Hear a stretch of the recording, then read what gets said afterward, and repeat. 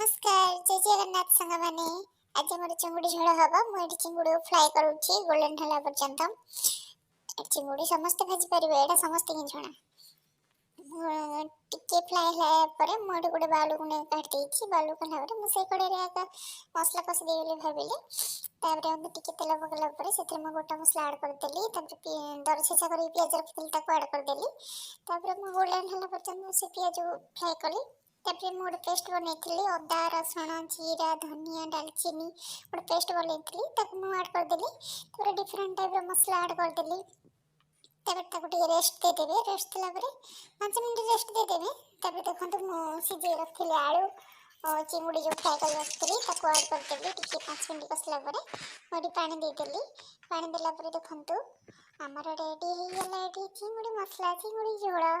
देखंतु थरे बनै खांतु निश्चित भल लागिबो देखंतु केते टेस्टी थियो देखंतु